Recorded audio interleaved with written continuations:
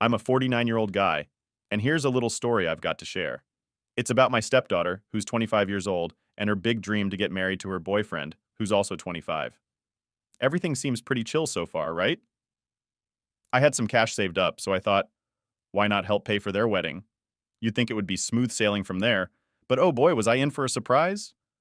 So, a bit more about the family drama. Her biological dad, who's 54, has been pretty much MIA, missing in action, all her life. He hasn't been there for her, didn't contribute a dime for her growing up, and my fiance tells me he never paid child support. Not cool at all. Now, despite all this, my stepdaughter's always been cool with me. She's respectful, never gave me a hard time, and we've had a good thing going. I've tried to be there for her, helping out by buying whatever she needed over the years. But looking back, I'm starting to feel like a walking, talking ATM machine. Like, what was I even thinking? Here's where it gets a bit more complicated. I'm shelling out a whopping 200,000 bucks for this wedding, which is a lot of money, right?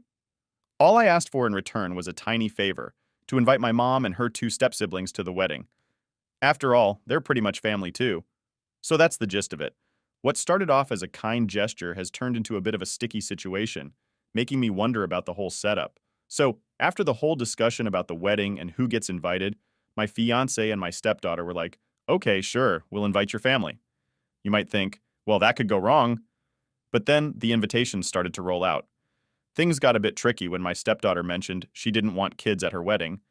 This threw me off because my fiance's sister's kids got an invite. So, why leave out her own step-siblings? It didn't add up. I decided to ask her about it, and she brushed it off as a mistake. That moment felt like a big warning sign to me. But life goes on, right? Then, one day, my stepdaughter's future in-laws dropped by our place. During their visit, one of them asked a pretty straightforward question. Who's going to walk your daughter down the aisle? My daughter didn't hesitate and said it would be her dad, the one who hasn't been around much and hasn't really been a part of her life. My fiancé was totally taken aback by this news. My daughter went on to explain that she's been in touch with her dad and insists that, no matter what, he's her real dad. This whole situation just left us all pretty stunned. It's like, despite everything, she's choosing to involve someone in her big day who hasn't really been there for her. It's a lot to process. At that moment, everything just boiled over for me. When my daughter declared her dad, who basically ghosted her most of her life, would walk her down the aisle, I couldn't hold back anymore. I blurted out, well, if he's so important, let him pay for the wedding. I knew he wouldn't be able to afford it, and I guess I found that a bit funny in a bitter way. But this was no joke to my stepdaughter. She flipped out, yelling at me, and the whole vibe got so tense that all the guests just bailed. My fiancée was far from pleased. She felt I embarrassed her big time in front of her future in-laws, especially after they'd spent a whole year planning this wedding. And there I was, calling my stepdaughter an ungrateful brat and tossing out a cool 200K on what seemed like a big fat mess. I even threw some nasty words about her dad in the mix. Yeah, it's safe to say I've got zero love for that guy. After cooling down a bit, I realized this whole meltdown might make me look like the bad guy.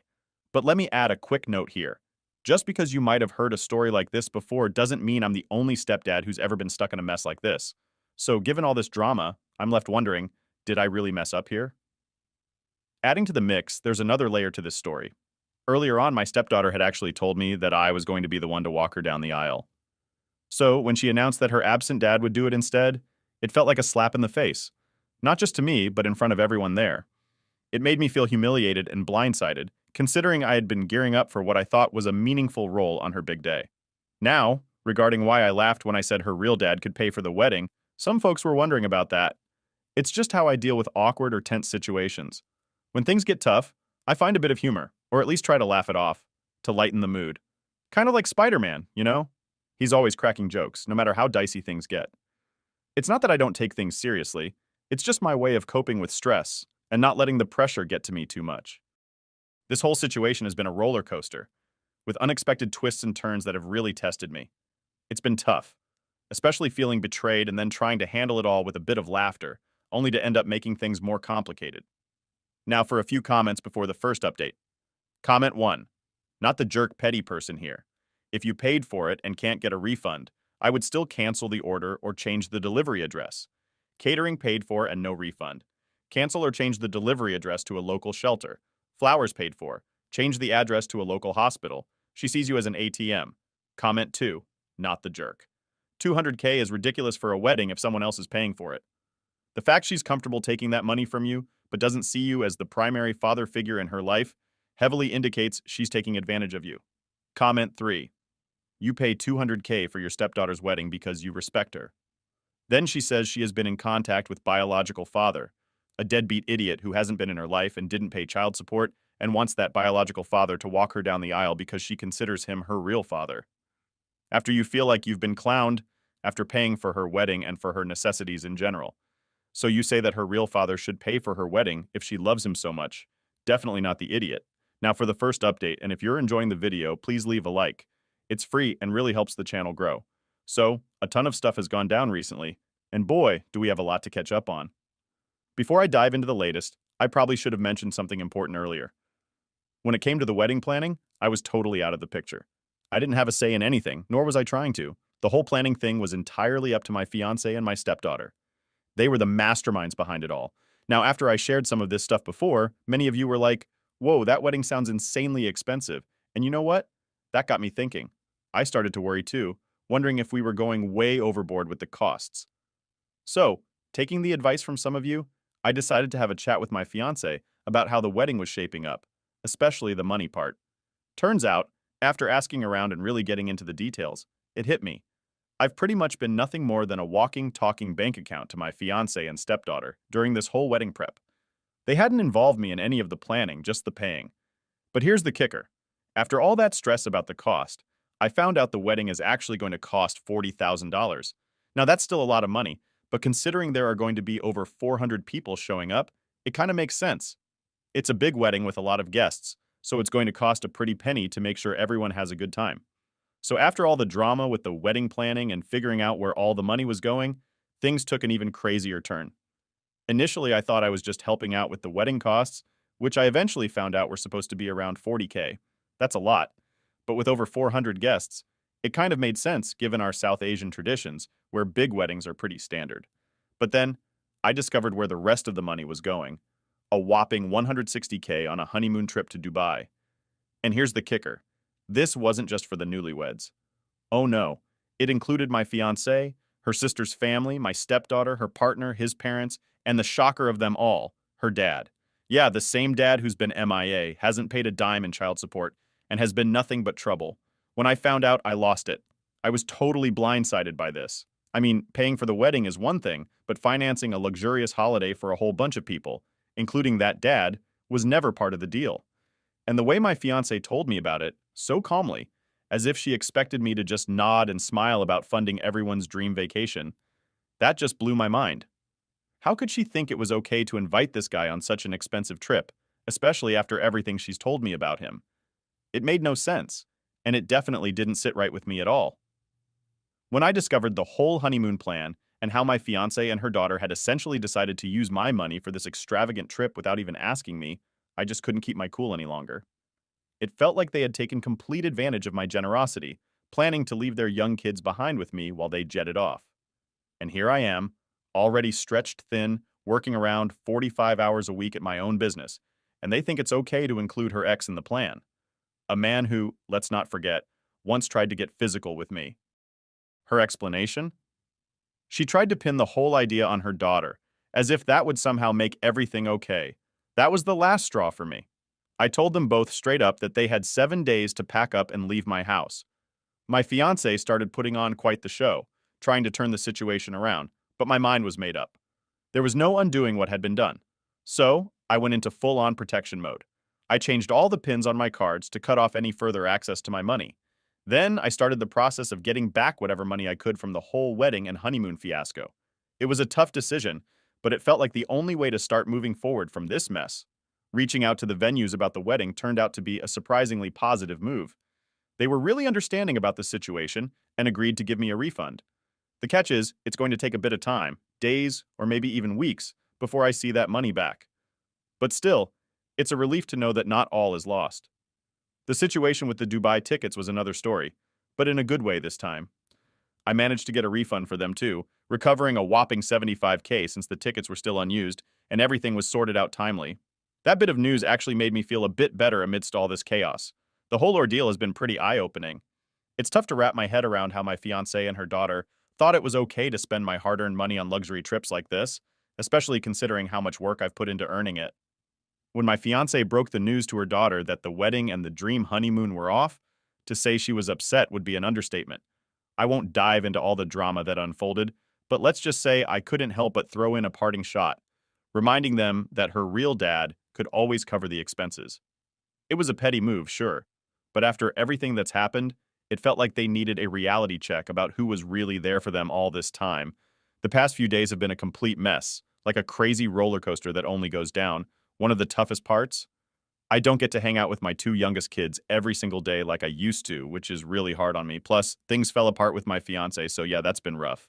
But hey, it's not all bad news. There's this super cool thing that happened that actually made me feel a lot better. My oldest son, male, who's 25, just had a baby boy, and guess what? He decided to give his son my last name. When I heard that, I couldn't help but crack a big smile.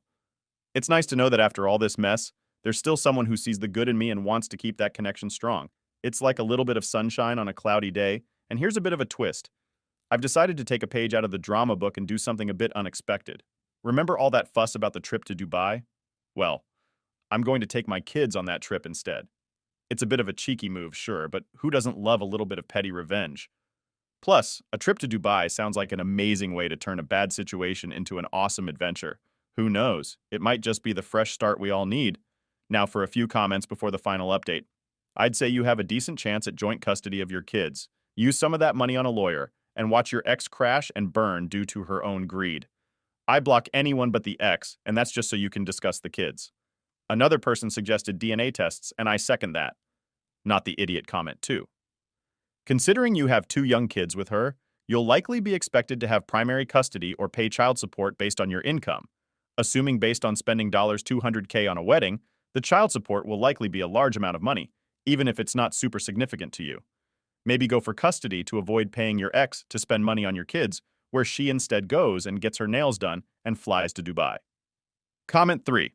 I just got a car repair bill for $3,200, nearly breaking me, and talking to a person who had 160,000 plus lying around for a wedding. Life is surreal sometimes. Sounds like the high drama is there. Regardless of income levels, 45 hours a week at your business isn't that much compared to what your income must be. What do you do for work? Then the original poster responded with, I inherited my business from my father and genuinely owe him my life. He saved me. Now for the final update. I didn't think I'd be sharing again so soon, but here we are. So after I decided that my ex and her daughter couldn't stay in my house anymore, things got a bit wild. They went straight to social media to tell everyone that I was being a total control freak with my money. They said I was being super petty and overreacting about calling off the wedding over what they called small issues. Now let's get a few things straight that they conveniently left out of their social media blast. First off, they had this grand plan for an expensive honeymoon trip to Dubai, expecting me to just open my wallet and pay for it all. Guess what? I never said yes to that. Shocking, right? They didn't bother mentioning that part online. Next up, my ex is out there saying I'm trying to control them with my money. But get this, she's also sliding into my messages, trying to patch things up and asking me to take her back. Seems a bit odd, doesn't it? Calling someone controlling but also wanting to get back together with them? And about those small issues they mentioned? Here's what they're not telling everyone. I've been like a dad to her daughter for 15 years. I've been there for her, paying for pretty much everything she needed. We're not talking about just a few bucks here and there. I mean, really taking care of her. So yeah, not exactly what I'd call a small issue. It's like they're telling their version of the story without some pretty big pieces of the puzzle. And those missing pieces, they change the whole picture. After everything I've done for my stepdaughter, I had one simple request: to walk her down the aisle on her big day. Sounds reasonable, right? But nope. She flipped the script on me, turning what should have been a proud moment into total embarrassment in front of her future in-laws. And suddenly I'm painted as the villain in this story, while my ex and her daughter are made out to look like angels. Honestly, I'm struggling to connect the dots here. On top of all that, my ex's side of the family has decided to jump into the fray, sending me threats. But am I losing sleep over it? Not a bit. I've got bigger fish to fry.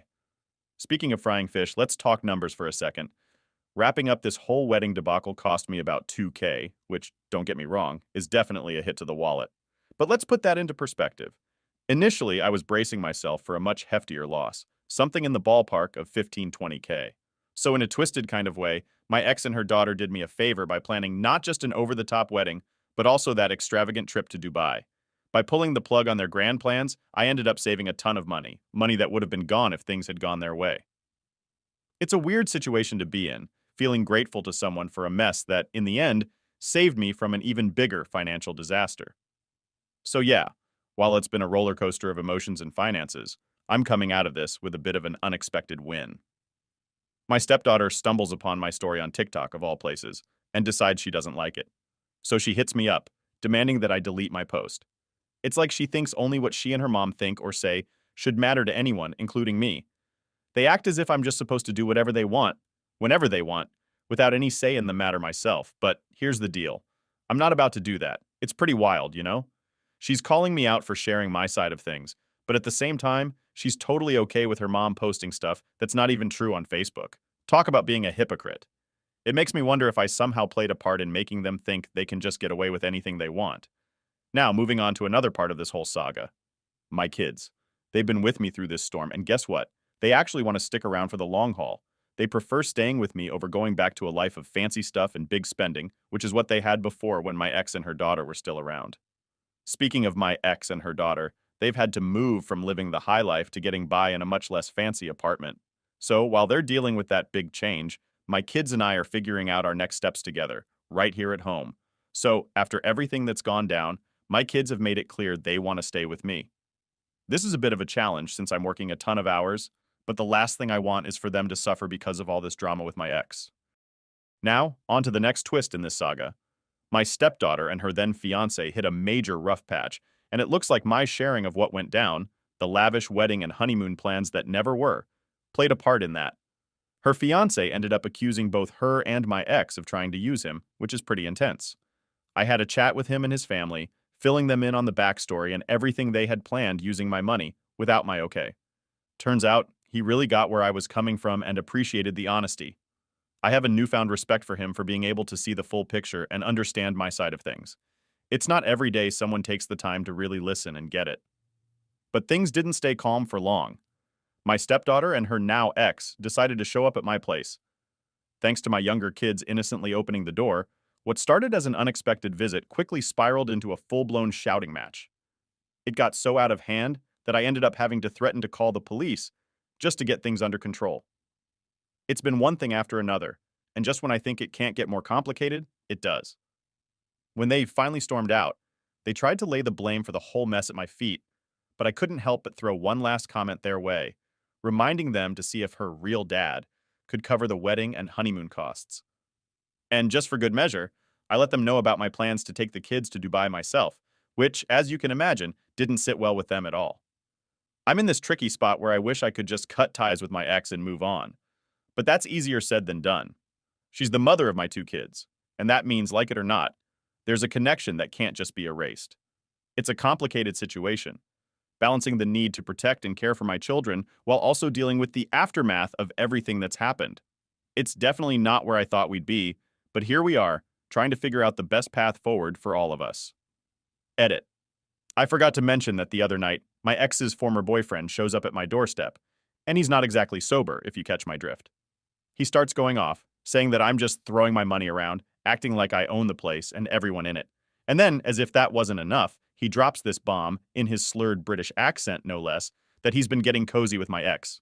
Yeah, he actually said he was shagging my bird. Can you believe that? That was the moment I decided, yep, I'm definitely getting security cameras. Whether or not there's any truth to him and my ex sneaking around isn't even my main concern. The fact is, she's not my problem anymore. She made her choices. And if those choices include hanging out with a guy who thinks it's cool to show up at my house half drunk and spilling secrets, then that's on her. She can deal with the fallout of those decisions. As for me, I'm going to make sure my house is locked down and secure. Let her live her life, and I'll focus on mine and my kids. Now for the comments. Comment 1. OP. You're a stronger man than me. Nothing but kudos for the way you've handled this. I would have gone completely scorched earth.